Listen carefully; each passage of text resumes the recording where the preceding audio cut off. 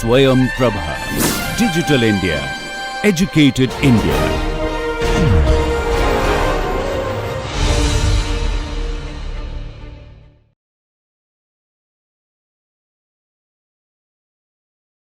I'm extremely glad to introduce Professor Rajesh Singh of the Physics Department of IITM.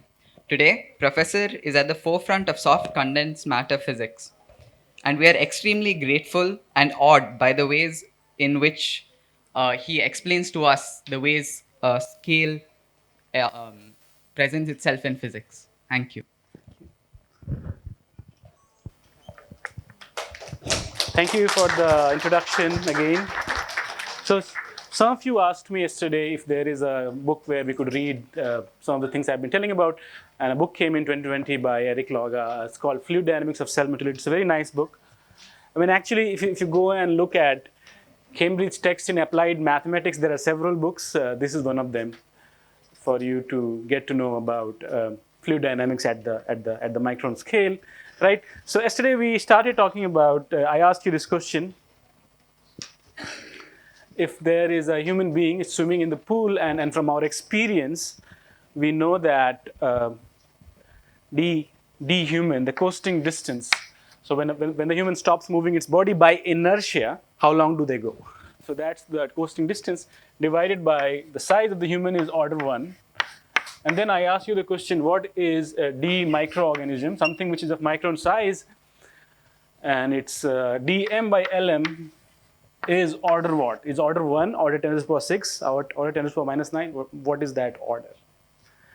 So I know, I mean, you sorry? Did someone try to estimate that?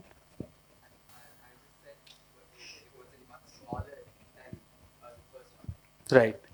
So, right. So that's what I would try and show it to you, the derivation of that. What is that number? All right. So how do I go about computing that? So this doesn't work.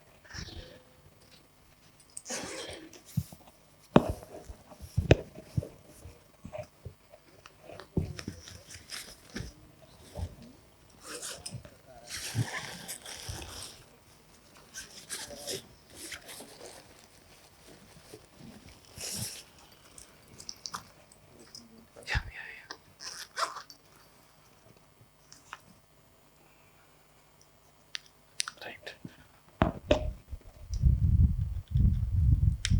Fine. So.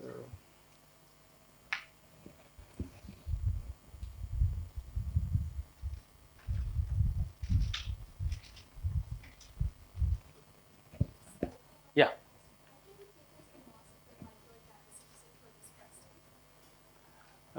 You can assume that the microorganism, just like us, is as dense as water, and pretend that it's a sphere of size 1 micrometer. So 4 by 3 pi 10 to the minus 18 into the density of water, and you can compute the mass from there. Right.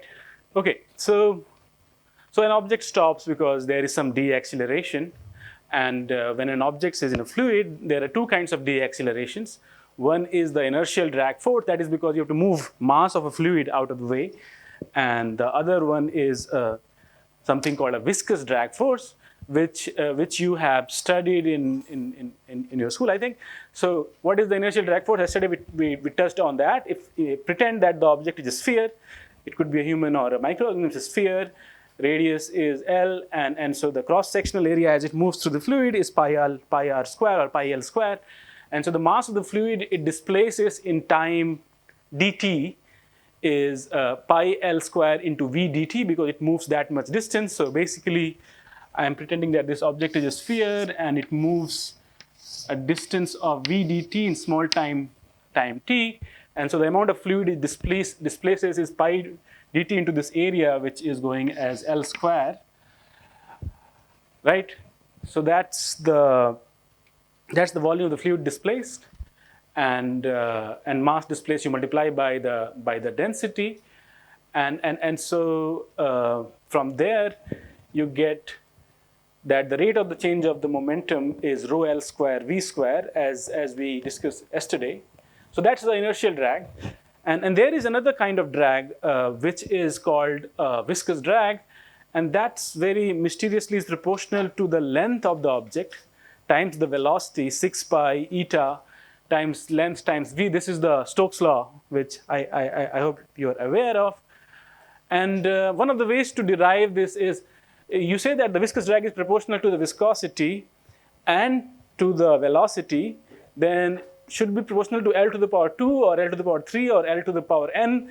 And I've been told that you've been taught, I mean, you've studied about something called dimensional analysis. So you say, okay, left-hand side is force. Its dimension is ml t minus 2. That's the dimension of force. And dimension of viscosity I know is ml minus 1 t minus 1. Dimension of velocity I know is lt minus 1. So if I put all of this together, I figure out this n should be 1. This is one way to check that the drag force is going as viscosity times length times velocity, right? Huh? So RE is, I called Reynolds number. So RE is the Reynolds number, which is the most important thing for my talk. I said that there are two kinds of frictional forces, and when should I worry about which? When should I worry about which? I mean, that's the question I want to ask, right? And so RE is the ratio of inertial force, inertial drag, if you like, divided by viscous drag. So I said if you're moving in a fluid, there are two kinds of drag. One is the inertial drag, which I derived for you, and the other one is the viscous drag, which again I derived in a very simple way, and then I'll show you a proof of this. So here is an example. So this is a very nice set of videos which are available on internet called Low Reynolds Number Flows, done by G.I. Taylor. And in this video, what he does is he has two spheres. One is of the radius of the bigger one is twice the radius of the smaller one.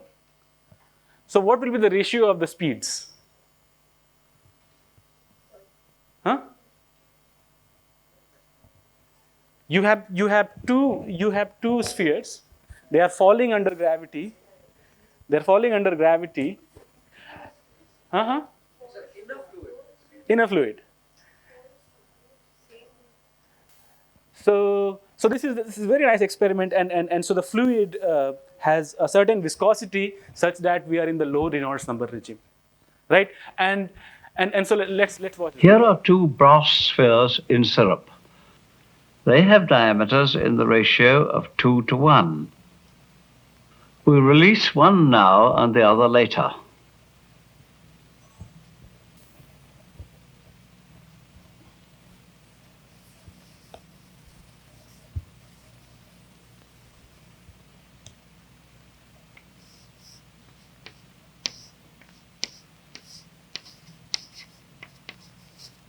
When the smaller ball has one more unit to go, the larger one is released.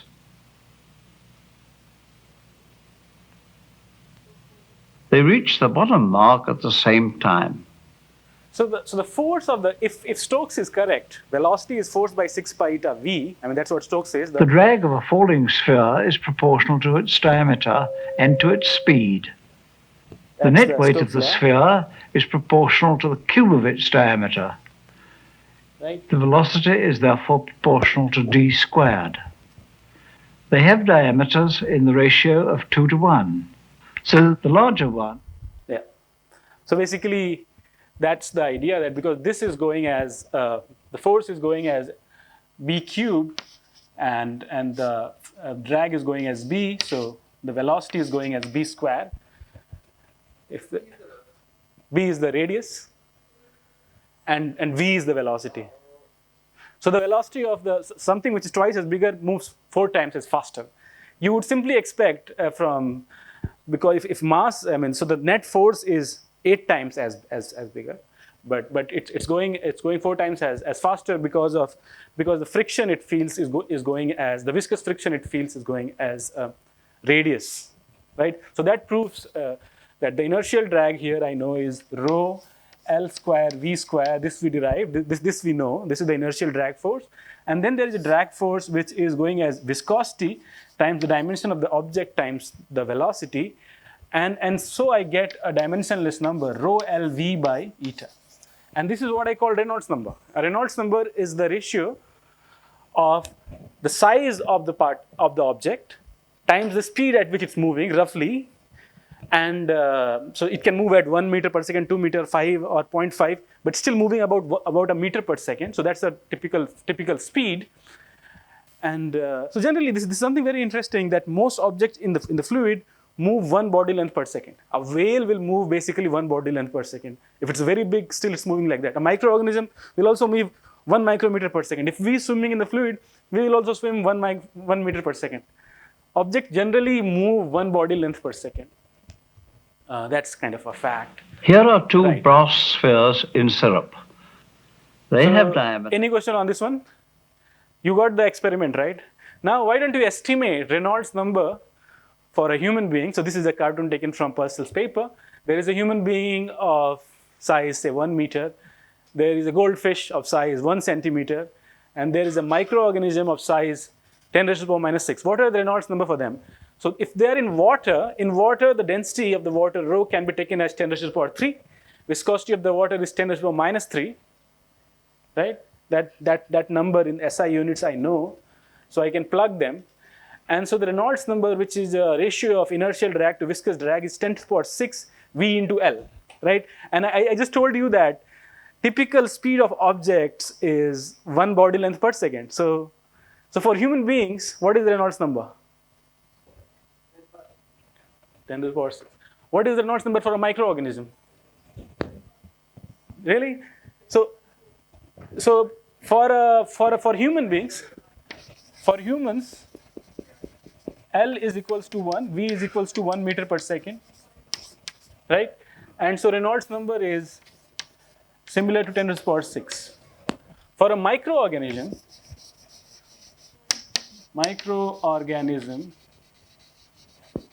Reynolds number is equals to 10 raised to the power 6 into L into V. What is L? And what is V? So what is the Reynolds number?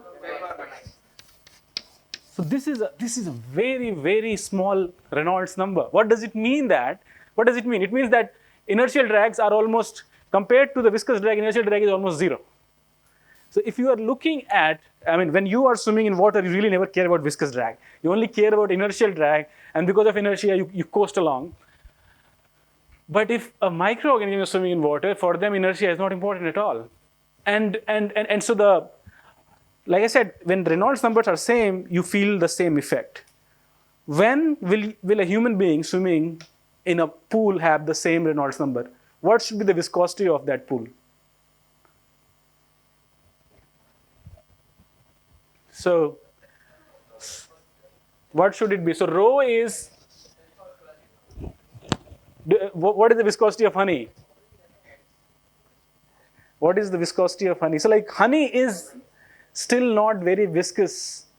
Like you need to be swimming in something like a road tar. Very, very thick fluid. That's what a microorganism, the humble, it's sometimes doing science can be very humbling. We think of the lowly microorganisms swimming around very easily. No, it's very hard for them. And so, coming back to the problem, inertial drag is from pushing fluid of the way. Viscous drag is friction from flow around the body, because there is a flow, there is a friction. So when you say a typical object moves generally at 1 body length per second, That's an observation. It's an empirical fact. what do you mean is a typical object? Like if you are swimming in water, generally a human being swimming in water, they will move 1 meter per second. That's our size. A whale, what is the size of a whale? Is there a definition for a typical object? Something which swims. Like if suppose there is a whale which is swimming in water, it will not swim 1 meter per second. It's been observed that if its size is, I don't know how much, 100 meters, I don't know. It also moves at 100 meters per second. A microorganism, it doesn't move 1 meter per second. It also moves about 1 micrometer per second. So this is an empirical observation. This need not be. There are some microorganisms which move 100 body length per second. There are. I can give you examples. Like there is an organism called T. majus, Thivolum majus. It's a very interesting organism. It spins very fast and moves very fast. So there are some, but I just gave you a rule of thumb. Several organisms move about the same body length per second, which makes evolutionary sense. Yeah. Yeah, sir, actually we're talking about Reynolds number, sir, so I was trying to link this with the problem we did yesterday. Yes, I'll come to that at the end of the class. Yeah. I'm getting an answer, sir, so is the order minus 12 by any chance? So let's wait till the end of the class. Okay. Yeah. All right. So for this one, we just computed Reynolds number for a human being is 10 to the power 6, and I assumed, right? So I assumed that length is 1 and velocity is 1 in SI units. For a microorganism, I assumed the length is 1 micrometer and velocity is 1 micrometer per second. That's what I assume because I have looked at some experiments and I found that this is a good number. All right, so Reynolds number is 10 to the minus 6, very small number. So what does it mean is, when I'm computing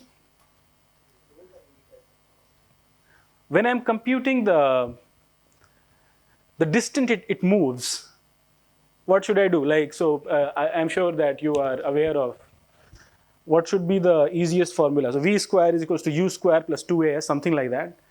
And you start with some velocity and you end up with 0 velocity. And again, we are going to make the assumption that acceleration is constant, deceleration is constant. So when I'm doing this calculation for the human being, then the deceleration is rho L square V square by M, right? And so mass is basically 4 by 3 pi L cube into rho. And so dH by LH is simply rho H by rho. And we know actually, so this is a very simple calculation. And we know that most of our body is water. We are almost, I mean, somewhat, not very different. Our density is almost same order as density of water. So dH by LH is order 1. From this very, what shall I say, scaling based calculation, we have obtained the number that the coasting distance for a human being is order 1, as we know from empirical observation, right? And for a microorganism, the deceleration is dominated by the viscous drag. So that deceleration is eta L V by M, and for M we will substitute 4 by 3 pi R cube into rho microorganism. Again, we can pretend that the microorganism is equally dense as water. So dm by lm is equals to the Reynolds number. And so how long does the microorganism move before stopping? Into 10 to the power minus 6, which is basically equals to the diameter of the hydrogen atom. What does that mean is, as soon as it stops moving its body, it stops, right? So like, this is a very remarkable observation, that as soon as, and this is kind of, if you have thought very carefully about Stokes' law, which you derived, this is what it means. If you apply a force on an object, it moves. As soon as you stop applying force, it doesn't move. This is the world of Aristotle, who says that objects move because you apply force on them, right? This is the Aristotelian world, and this is a very remarkable world. And because of this, I don't know if you've seen this video again, the same video which I was showing you earlier by G.I. Taylor.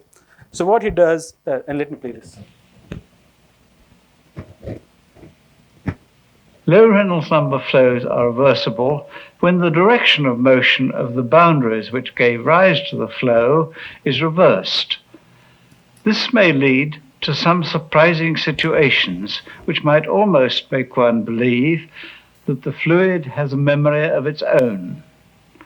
Here are two concentric cylinders. The fluid can be moved by turning the inner cylinder with this handle. The annulus between them is filled with glycerine. Into this space, I introduce some dye, which stays put owing to the high viscosity of the glycerine. Note its position before I start turning it. I now turn it 4 times, pushing the handle clockwise. The dye seems to mix as a drop of milk mixes when it is stirred into a cup of tea.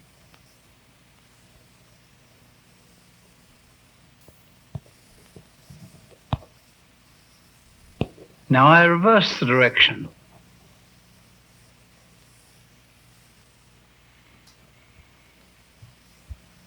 and after turning exactly 4 turns, the dyed area reappears in its original position, with a little fuzziness due to molecular diffusion. To see what happens, we have a second apparatus that is filled with. Right. So this observation, I mean, when I first saw this video, I thought, oh, this is amazing. This is very surprising. And if you think about this, suppose if you're swimming in water, right, and somebody is making a movie. So you're swimming, you stop deforming your body, you still keep moving. And if someone plays the movie in reverse, you would be able to make out that, okay, this guy is not moving his hand, it's still moving, so forward, backward, you can make out. But if there is a microorganism swimming in water, it's moving its body, and suddenly stop moving body, it stops. So there is some symmetry between forward and backward, because it will only move, and that is one of the key ideas. At low Reynolds number, the flow is reversible. So Purcell, in his paper, talks about something called scallop's theorem. So the idea of the scallop theorem is this: if you have an object which has only 1 degree of freedom, like a scallop, it can open and close its mouth. So if it closes its mouth very quickly, it will go back, momentum conservation, and it will open its mouth slowly. So in this way, it can move. A scallop can move just from inertia, by closing and opening its mouth at high Reynolds number. But at low Reynolds number, a scallop cannot move. So that's what he called famously the scallop's theorem. Time doesn't matter. The pattern of the motion is the same, whether slow or fast, whether forward or backward in time. It will close its mouth, it will go back, it will open its mouth, it will come back. It will not end up anywhere. It will not go anywhere. And that follows from Purcell's experiment. So let me again quote more Purcell here. Statement of the scallop theorem. This says that I change my body in a certain shape, then I go back to original shape by going through the sequence in reverse.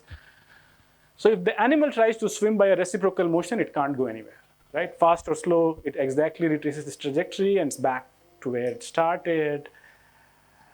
And for a reciprocal motion, sequence of shape displays is identical to the sequence of shape displays when seen in reverse. The average position of the body cannot change over time, right? So I asked this question yesterday: how does E. coli swim? It cannot swim by a reversible reciprocal motion. Motion has to be periodic, because you want to repeat that over and over. But they have to move in a non-reciprocal way, and that's the Purcell's scallop theorem. And so if there is swimming due to cilia, small appendages on the surface of the particle, then there is a power stroke, and then there is a reverse recovery stroke. They are different. I mean, even when human beings are swimming in water, the motion is not really reciprocal. We pull our hands in different ways, so that we don't really go back. At low Reynolds number, it becomes even more prominent, right? So here is the question: how do microorganisms swim? For locomotion, motion must be periodic. The scallop theorem precludes reciprocal motion for swimming at low Reynolds number. It also implies that 1 degree of freedom, no propulsion is possible. You need to have more than 1 degree of freedom. So if you just have an E. coli bacteria and it has just a stick at the back of its body, it cannot swim, because it only has 1 degree of freedom. It will do like the way the boat in Marina Drive works, it will not work here. So this is shown very nicely by a video by, again, I think why it's showing this. Let's watch this. Okay, let me play that video in a minute. So if a sphere is falling under gravity, so the frictional force F is equals to minus gamma into V. Gamma is equals to 6 pi eta. So this is the frictional force. Let's call it H, hydrodynamic. 6 pi eta into V. That's the frictional force on a sphere. What happens if I take an object like this and I drop it in water? How will this fall? And so the point is that this kind of object, it has less friction in this direction and more friction in that direction, which makes sense, right? So for a very slender rod, the perpendicular friction is twice as large as parallel friction, right? So what happens? So here is the again another video. Just like initially, what Professor Taylor did is he dropped two spheres of different sizes. Now he's dropping a rod like this and like that, and he computes the time it takes. Identical rods are held so that the bottom of the vertical one is at the same level as the horizontal one. When released simultaneously, the horizontal one travels half as fast as the vertical one.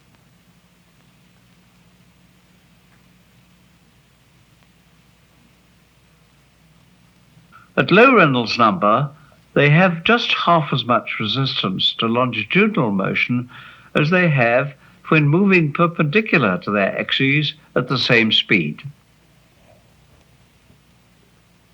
This is a property common to all long, thin bodies of revolution.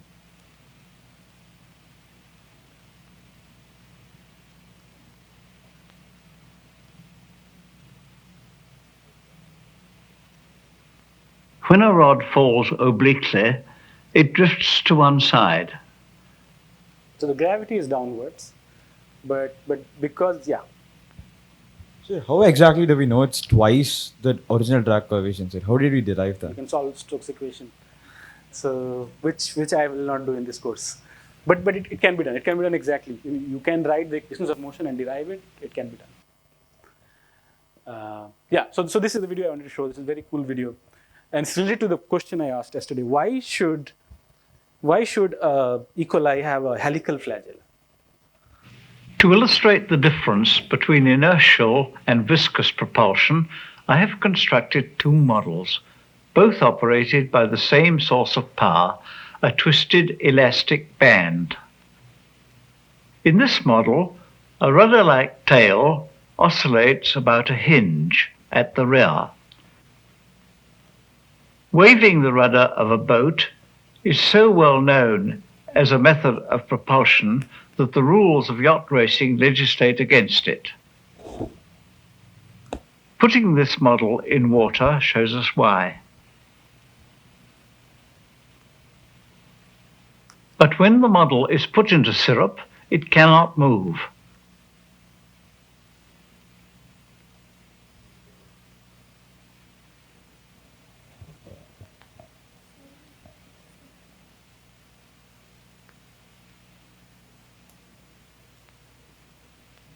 Owing to the reversibility of low Reynolds number flow, the forward motion of the blade is neutralized by the backward motion.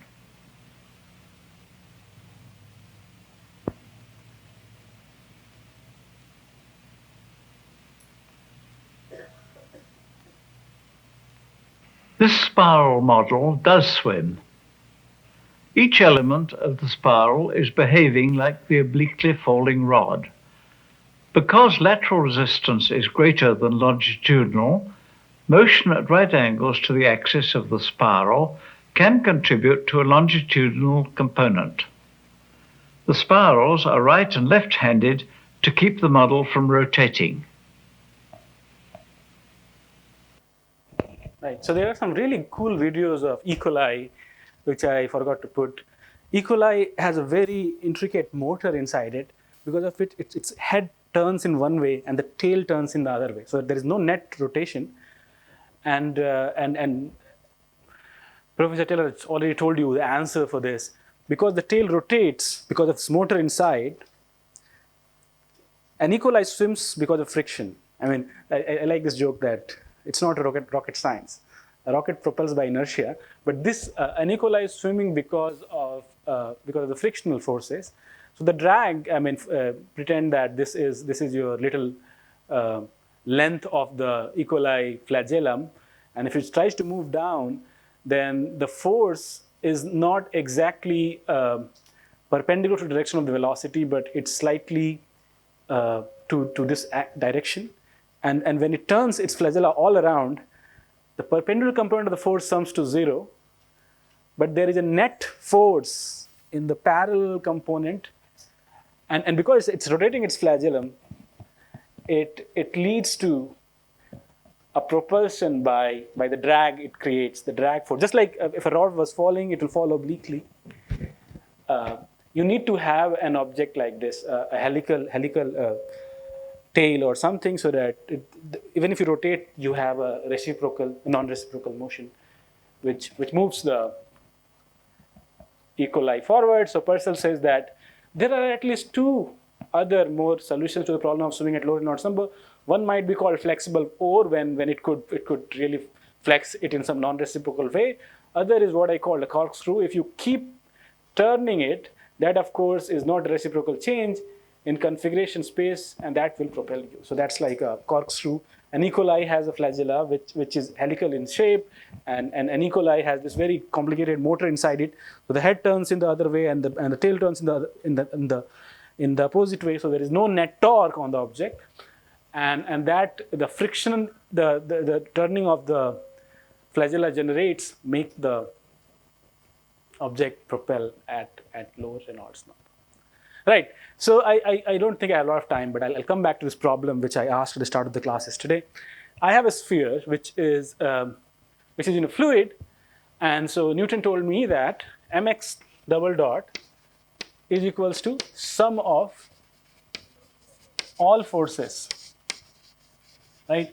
So there are two forces. I told you yesterday. One of the forces is there is a potential, attractive potential, and so the force is minus del u by del x, the derivative of the potential with respect to x. Just like in electrostatics, the force is 1 by r square, potential is 1 by r, and so on. The other force is the good old viscous force, minus gamma x dot. Right? So you start with this, and you've been told that u is equals to u naught x to the power n. You need to find what is n. So you substitute in here. And so why I choose this example is you do exact same thing when you're writing an equation for the fluid velocity. You again write a Newton's equation for a very small element of the fluid volume. You write the inertial term mx double dot, and then you write the friction term that also goes directly proportional to viscosity and the velocity of the fluid. And then there could be a forcing in the fluid. You could apply a net force from outside. So it's an identical problem, but this one is simpler. And then what you do, you say, okay, I have this equation. I want to non-dimensionalize it. So x has the dimension of, say, meter or micrometer, and velocity also has some dimension. So you say I'll define x prime is x by L. L is the size of the object. So x prime is dimensionless. Then I'll say x dot prime is x dot by v. If there's a typical speed, in every experiment, objects move about some typical speed, same order of magnitude. So I'll choose that v, and then I define the typical time is t by L by v. L by v is my typical time, right? Mass of the object is 4 by 3 pi rho particle into L cube. And then I can rewrite this equation in something which looks a little bit more scarier. But that makes life easy, because I can now divide by 6 pi eta L. This is a dimensionless number. So what does it mean? This is order 1. This object is REP now. The Reynolds number for this particle also comes out to be the form rho p L v by eta. And then you have the Kp term, which is also a dimensionless number. So it depends upon the magnitude of u naught and so on, right? So far, so good. You started with Newton's equation. You rewrote this in terms of two terms. Now this object, order one, this object is order Reynolds. If Reynolds number is very, very small, I could basically forget about this term. If Reynolds number is very, very large, I could forget about this term, because this is the forcing term. There should be a force because of which the fluid moves, right? Forcing term is important. And then the calculation is like this. X double dot is equals to C1 x to the power n in high Reynolds number, and x dot is C2 x to the power n minus 1 in low Reynolds number. I mean, that's what it is, right? And then how do I go about solving this? What's my solution? So my solution is, I assume, and this is given to me, x is t to the power nu. Nu is 1/5. That is given to me. I take this solution, I substitute in this equation of motion, and then I solve for n. That's all I need to do, right? So from here I get nu minus 2 is n nu minus nu. What do you get for n from here? For the other case, so what is n? Nu is 1 by 5. Nu is 1 by 5. What is n?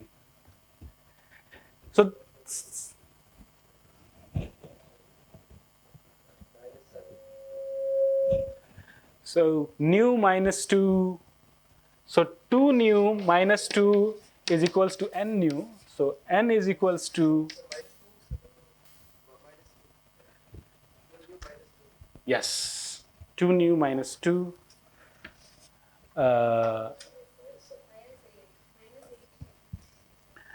And you could do the same calculation so we found out in our experiment n actually was 3 minus 3 because we were at low Reynolds number. If this experiment was done at higher Reynolds number, the n is minus 8. So there are two different answers to these questions, and it depends upon the Reynolds number, which will depend upon the density of the object. So you in some sense, you need the mass, and the viscosity of the object, its length, and its typical velocity, right? So I could stop here, or I could talk briefly about Brownian motion, right? So Brownian motion is something which Einstein wrote about in 1905, the year of magic, where it gave so many papers. And so what did Einstein say? So Einstein was talking about something called Brownian motion, and this is a picture of Darwin. He says that I called on Brown before the voyage of the Beagle when he went with Robert Fitzroy. He asked me to look through a microscope and describe what I saw, and he was very confused. What's going on, right? So Einstein says that in this paper, I will give a theory of Brownian motion, really. And so Einstein's idea is this. So far, nobody has seen atom. And Einstein said, if with the microscope, you can only see objects, I mean, visible light, you can only see objects which are larger than the wavelength of the visible light. So you can't see an atom, but you can see a colloidal particle. There's a colloidal particle, there are lots of fluid particles.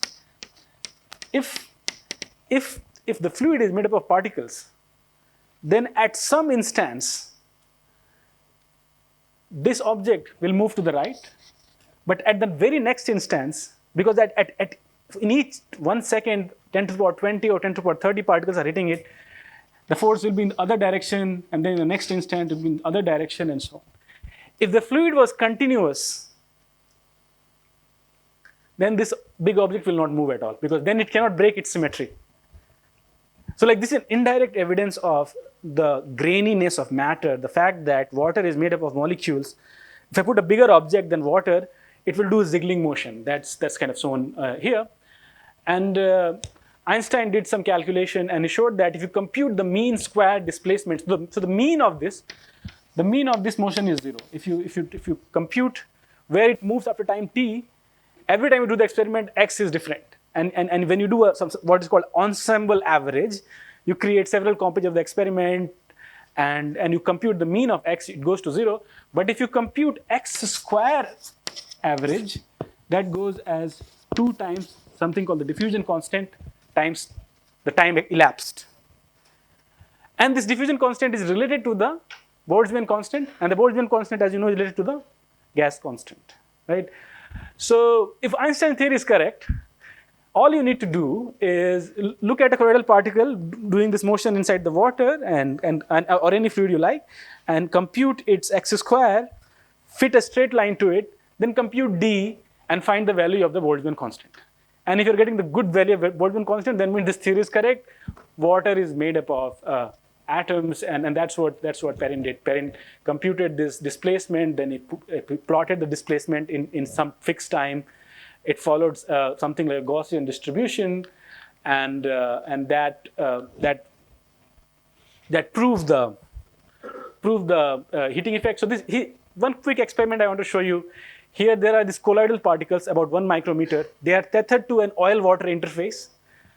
So there is some interesting chemistry by which you can make them fixed to a oil-water interface.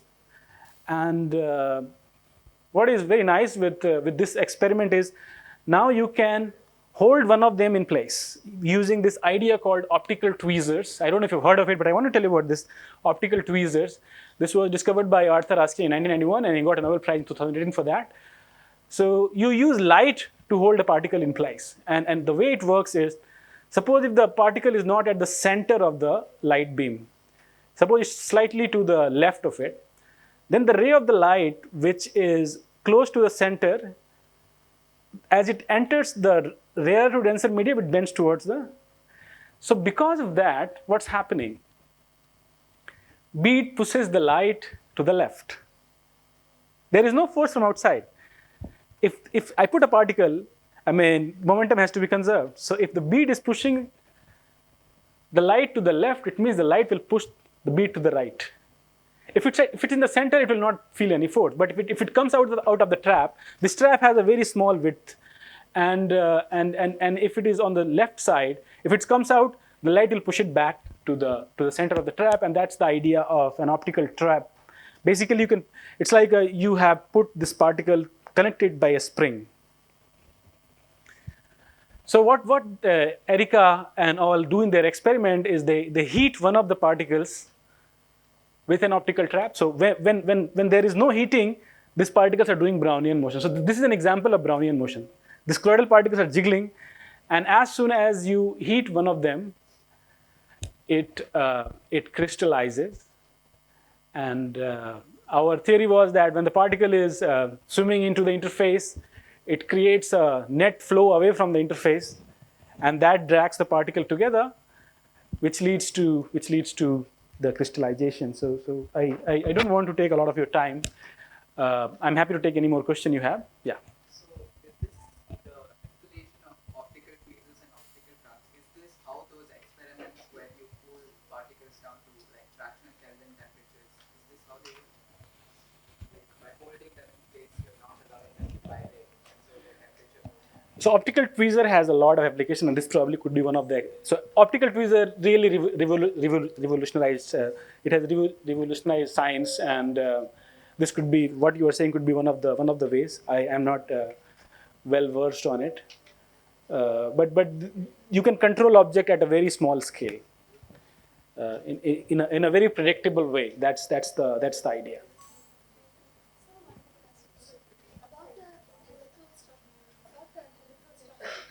Thank you, sir.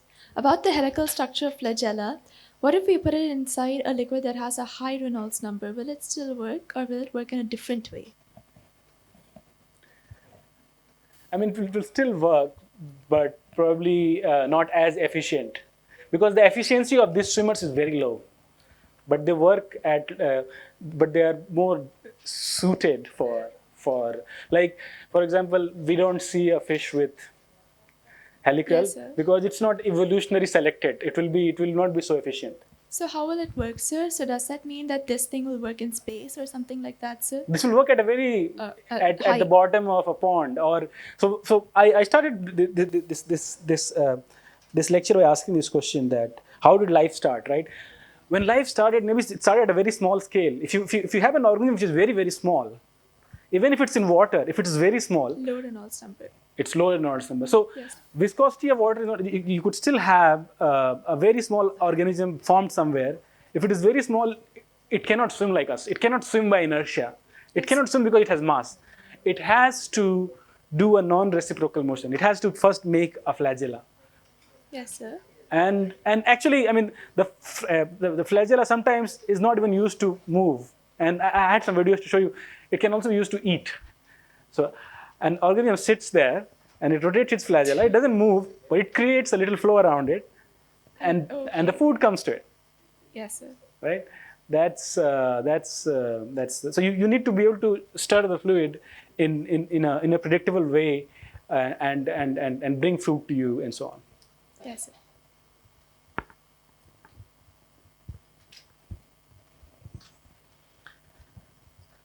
Right. If there are no more questions, enjoy your tea.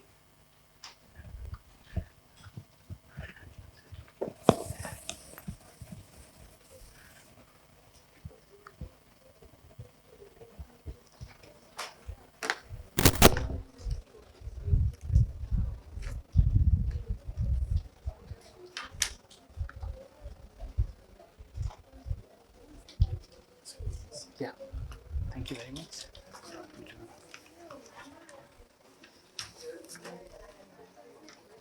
I will be waiting outside if you have any questions. Yeah. Sir, thank you so much for taking time to explain the myriad of ways our natural intuitions of motion in fluids completely fall apart at the microscopic scale.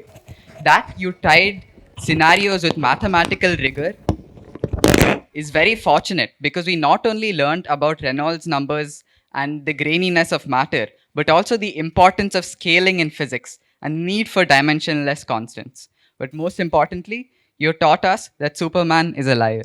Once again, thank you so much, sir.